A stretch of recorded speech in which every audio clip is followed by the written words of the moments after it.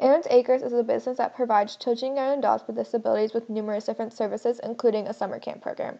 The campers that attend Aaron's Acres are divided into two main groups, older group and younger group. Within each of these large groups, there are smaller groups which come anywhere from 6 campers to over 10 campers. The groups are determined based on what the campers' needs and abilities are. Campers who have similar abilities and levels of independence are around the same age are placed together. The groups used already have names in place. Older or younger group 1, 2, 3, and 4. Other than being used to help place children with similar needs together, the groups are only used for 2 things in camp. 1, which table to sit at, and 2, which campers should be together during the camp activities. However, there is not much of a group identity in camp, which would cause some issues. Due to this, I want to find a solution to how to make campers feel more a part of the group they're placed in. Getting campers to feel more a part of the group they're placed in will have a few benefits to it. The first benefit is the campers should find it easier to socialize with their group if they feel they're a part of it, compared to how difficult it can be for them to socialize with campers they don't feel connected to at all. The second benefit is when the camper feels a part of the group, it can help them make progress towards their goal for the camp session. The goals are very important because they will be used during the school year. When a camper feels they are part of the group for that camp session, it will be easier for them to start a conversation with another camper, ask for what they need or want, feel comfortable to say how they are feeling, and learn to make friends. A third benefit of this is it will help them make friends and want to be with the group. This is beneficial because it will help the campers stay with the group at different activity stations rather than splitting off into 2 different groups.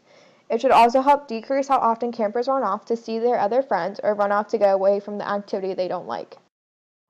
So how can campers feel more part of the group they're in? A few concepts of this solution are the Robbers Cave experiment, social categorization theory, the Big Fish Little Pond effect, gamification, and social determinism theory.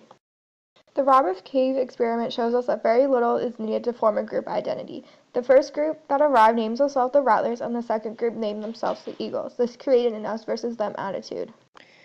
The 2 groups played against each other in different camp games such as baseball and tug of war. While at Robbers Cave, the Eagles set the Rattlers flag on fire as a warning, but this probably wouldn't happen at Aaron's Acres. This experiment shows that we do not need much to think of one group as our in-group and the others as the out-group. Self-categorization theory relates to the Robbers Cave experiment. This theory says that humans are likely to create an identity based on membership and identification with their groups. Identifying a group has the assumptions of what it means to be a part of that group, and it also helps in determining how to act as a member. To use this at camp, each group would be given a different color to work with. So for older Group 1 could be blue, Group 2 could be orange, Group 3 could be white, and Group 4 could be purple. Since the groups have already been assigned their color, on day 1 of camp, a morning activity will be to name the group, but the name should incorporate the color. So Group 1 could be the Blue Blizzards, Group 2 could be the Orange Rockets, Group 3 could be White Bright Lightning, and Group 4 could be the Purple People Eaters. Using a different color for each group would be really helpful at camp because it could help identify which items belong to each group. For example, instead of labeling the same bins by group, each bin could have the color of the group on them. The Big Fish Little Pond effect is when a person in a group compares themselves to the smaller group rather than the larger outside group. At camp, this would be the campers comparing themselves to the other campers in the smaller groups rather than comparing themselves to every other camper out there. This effect can be positive because they are grouped with a smaller amount of people with independence levels and abilities similar to their own, so they'll be less likely to be discouraged than if no groups are used. If no groups are used, campers would be comparing themselves to the entire camp. Gamification is the use of elements found in games applied to a non-game content, such as summer camp. Some elements that can be applied to a non-game content are a point system, leaderboards, teams, competitions, and rules. In my solution to how to make children feel more a part of their group, I will be using gamification because it can be used to modify behavior, increase motivation, and increase engagement. Some of the elements I will apply to camps are a point system, leaderboards, and badges. These elements are found in pointsification. Pointsification is when the gamification of a task only relies on leaderboards, points, and badges. The use of leaderboards allows people to compare themselves with others in the game. One of the benefits of using pointsification elements at camp is the elements can be visual. For example, then can be a leaderboard on display with the points earned.